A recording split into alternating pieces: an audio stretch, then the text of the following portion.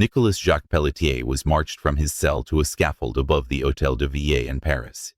He was a known highwayman and was about to be put to death for a robbery in which at least one man was killed.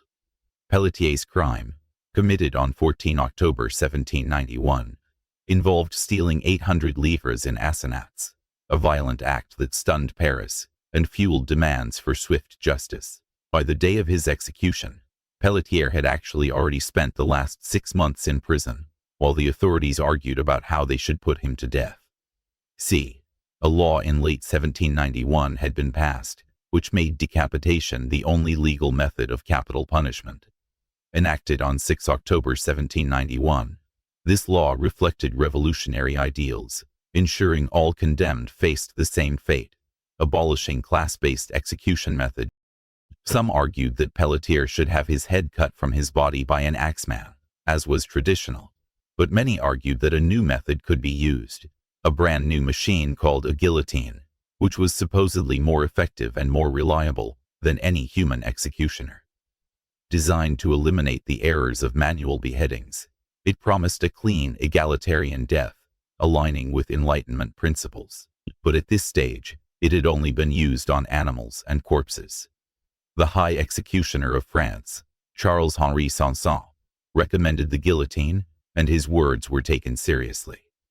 Sanson's expertise, honed over decades, underscored the need for a mechanical solution to ensure consistency, especially after botched axe executions.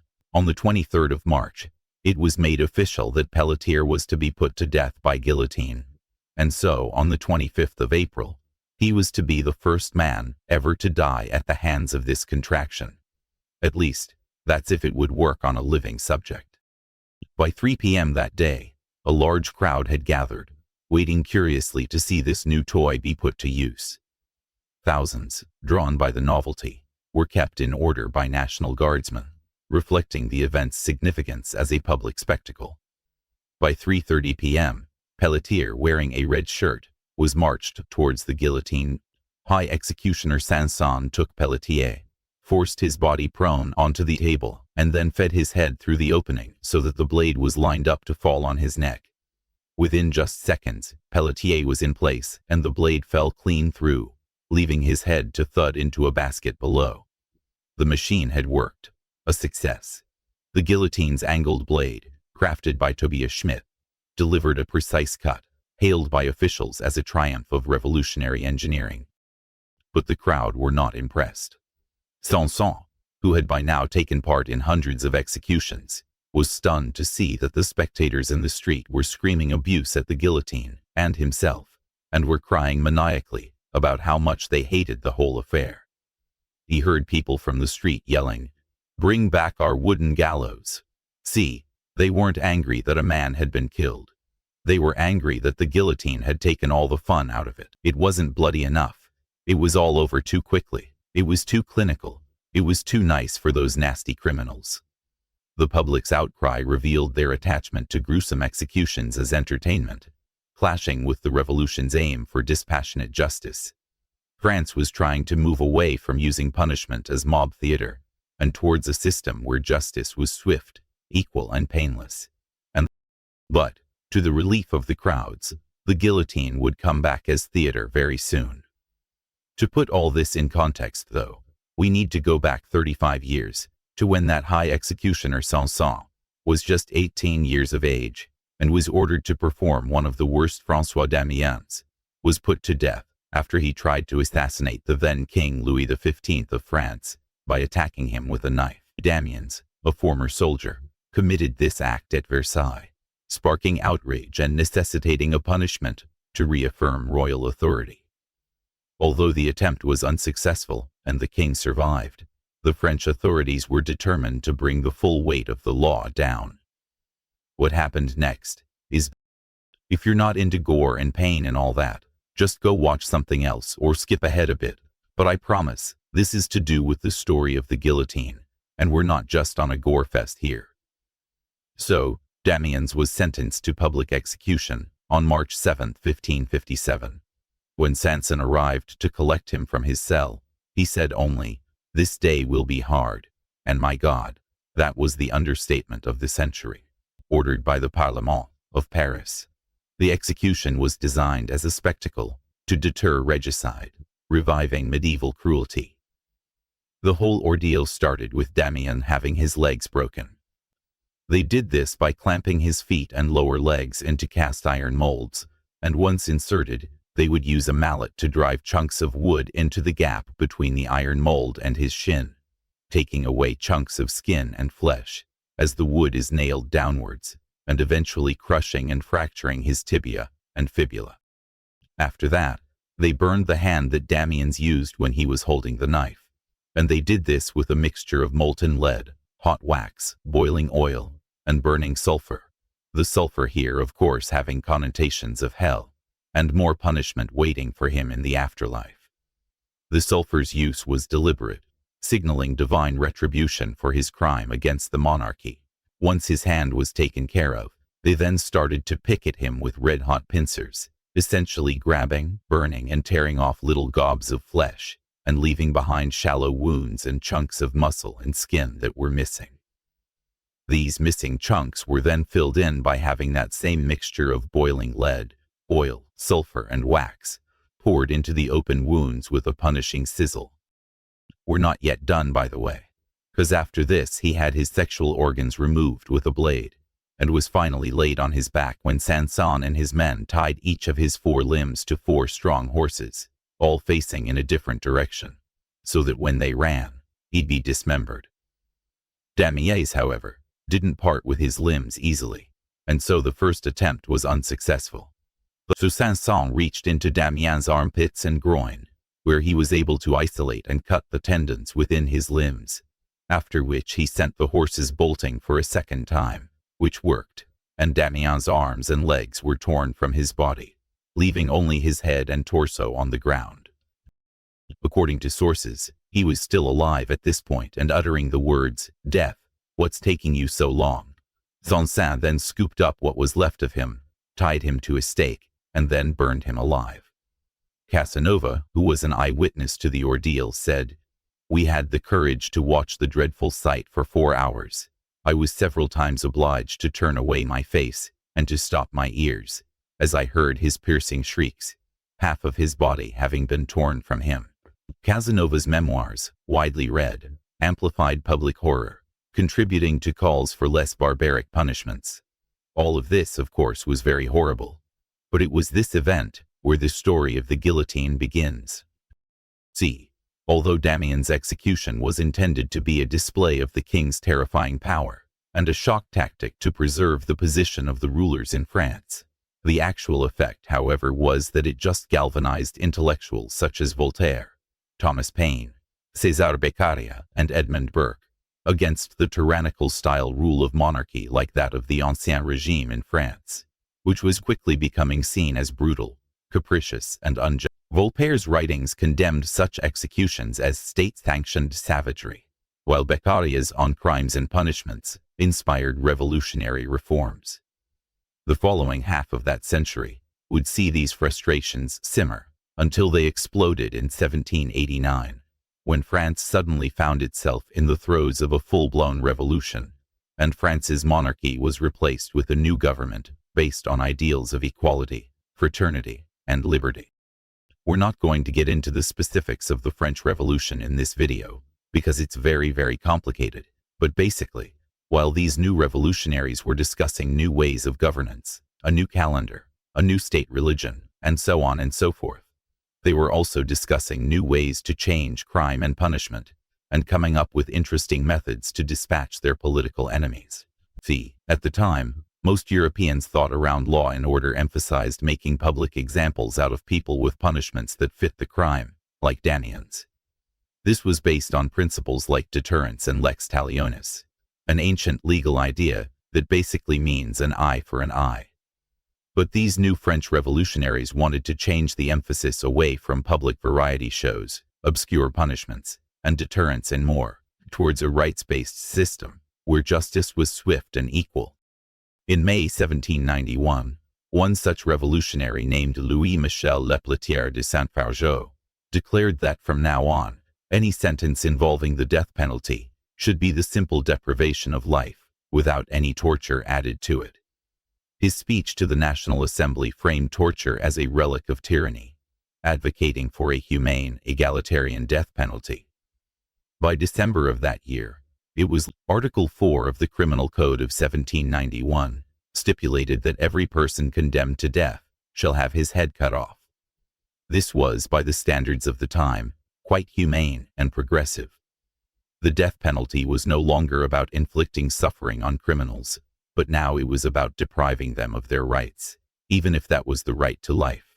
It was also fairly egalitarian, because before all this, beheading was considered to be the aristocratic, high city way of being knocked off, whereas the poor were typically just hanged.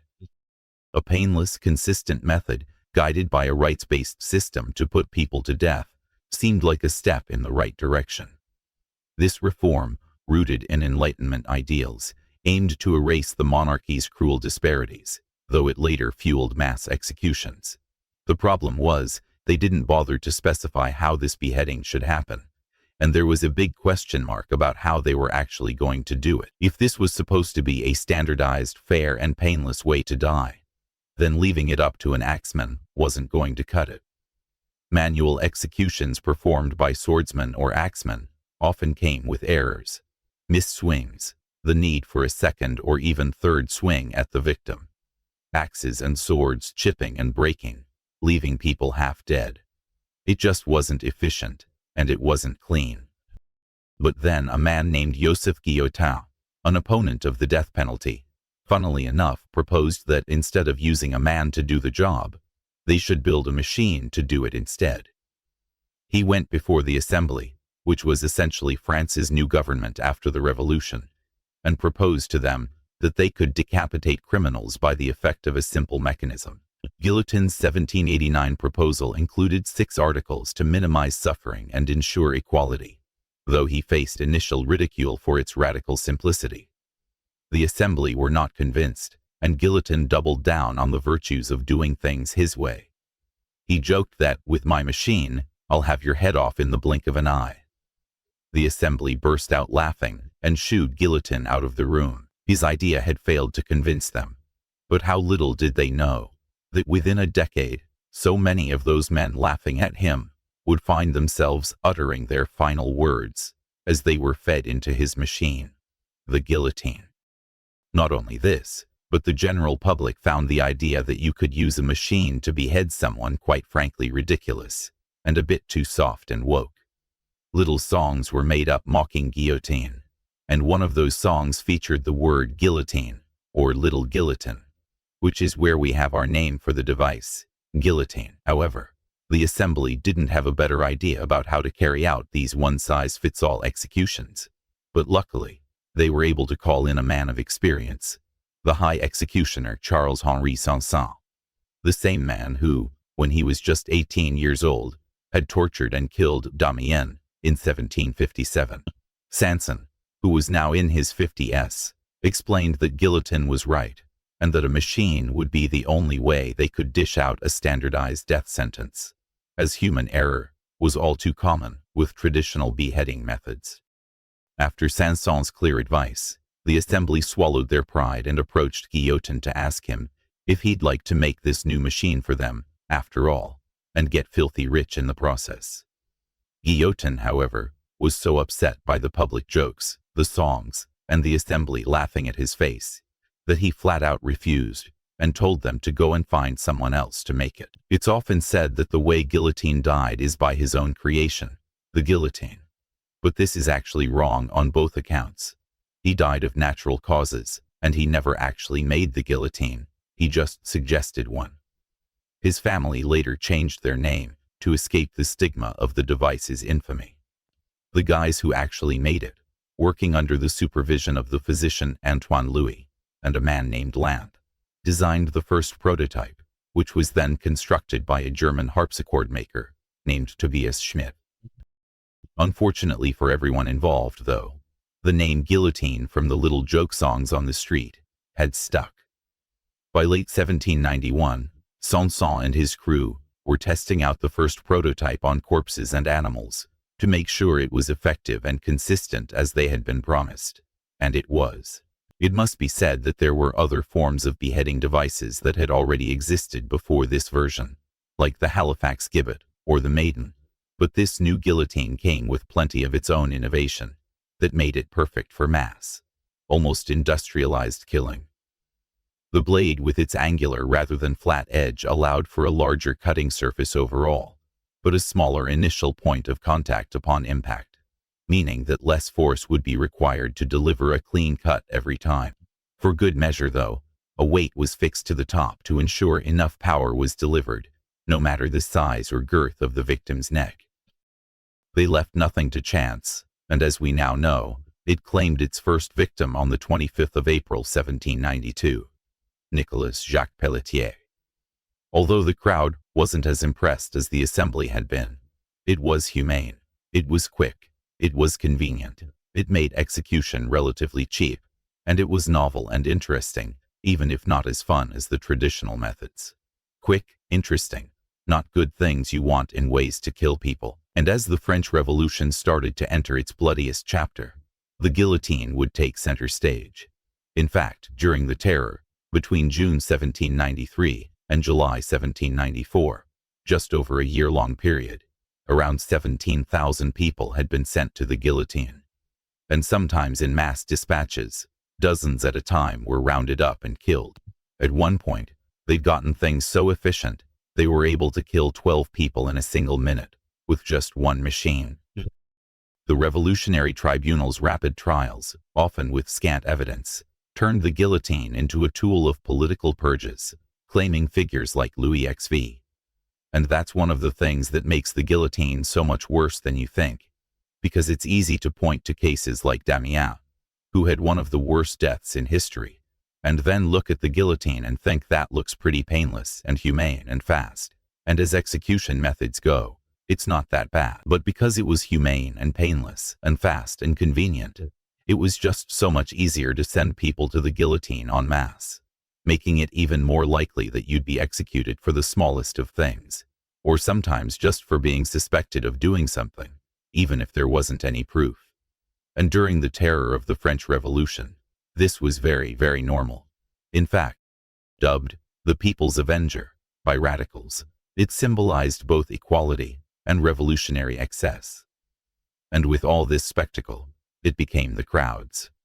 See, although it was originally seen as kind of boring compared to the old ways, these new en masse executions were suddenly fun again. Vendors sold pamphlets that showed the list of each day's condemned, and it wasn't uncommon for people to enjoy a drink or a bite to eat as they watched the business of those weighted blades drop down from the sky on their petrified victims. It was also politically popular.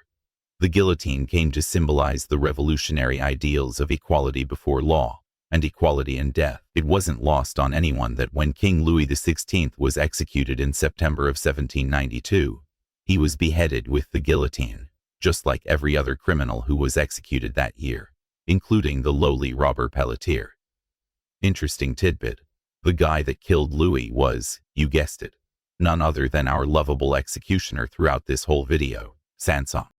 Guillotine mania got so bad, in fact, that at one point they had to put up a protective barrier between the scaffold and the crowd, because they were putting so many people through the machine that blood was starting to splatter and run down into the crowds in streams. To the public, the guillotine started to become the object of increasingly dark jokes. Throughout its use, people laughed that the guillotine cured your headache, it stopped your hair graying, it kept you pale, which was a beauty standard at the time. It was the nation's razor, or the patriotic shortener. The more it was used, the more this gallows humor took hold. These jests, recorded in contemporary pamphlets, reflected a grim coping mechanism amid revolutionary chaos. But not everyone was laughing. Some physicians had begun to notice that the heads rolling off this assembly line of death were still looking very much alive. When Charlotte Corday was executed with the guillotine in 1793, her executioner picked up her head out of the basket and allowed spectators to give her a slap. They noticed that her cheeks turned red, as though she were blushing from the embarrassment of it all. Witness accounts of this incident fueled debates about post-decapitation consciousness. 2 years later, in 1795, the physician Samuel Thomas von Summering argued that people may still be conscious and active of mind for quite some time after decapitation, perhaps as long as 15 minutes, meaning that the guillotine was not, in fact, painless or fast, but quite an agonizing torture, in which the victim is aware of their death, but left unable to express themselves. He stated that the grinding of teeth, the twitching of muscles, and the expression in the eyes gave him the impression that, if air still circulated through the organs of the voice, the heads would speak. Summering's theories, published in medical journals, challenged the guillotine's humane reputation. Much later, in 1905, a physician named Gabriel Boyeux was present for the execution by guillotine of a man named Henri Languille. He wrote of the ordeal: "Immediately after decapitation, the eyelids and lips held irregular contractions for 5 or 6 seconds. I waited for the movements in his face to cease, and then, with a strong, sharp voice, shouted his name, Languille. I saw the eyelids slowly lift up with a movement quite normal, like when one is awakened or interrupted from a deep thought. Then he fixed his eyes on mine, and his pupils focused themselves. It was not a vague, expressionless look, but living eyes which were looking at me. After several seconds, the eyelids closed again, and I called out again. Once more, his eyes lifted and fixed themselves on mine, more intensely than the first time. Then, a partial closing of the eyes, and the glazed look like any other dead man. I called his name a third time, but received no response. It's still up for debate today whether or not one's head survives after decapitation by guillotine. But one thing that's not up for debate is that by the 20th century, it became less and less publicly popular, and eventually was seen as unethical. In 1957, the French philosopher Albert Camus wrote against the death penalty in general, but zeroed in on the guillotine in particular, because it was especially inhumane by virtue of its mechanical effectiveness, which leaves the victim powerless and hopeless, whereas those being hanged could hope that the knot slips and they survive the whole ordeal. When someone is about to be guillotined, they, quote, have only one thought: that the machine will function properly. Camus's reflections on the guillotine argue its precision dehumanized victims, fueling abolitionist movements. In 1977, the same year as the release of Saturday Night Fever, France performed its last ever execution by guillotine, beheading a man named Hamida Jandoubi, who was facing a death sentence for kidnapping, torturing, and murdering the 21-year-old Elisabeth Boussuet.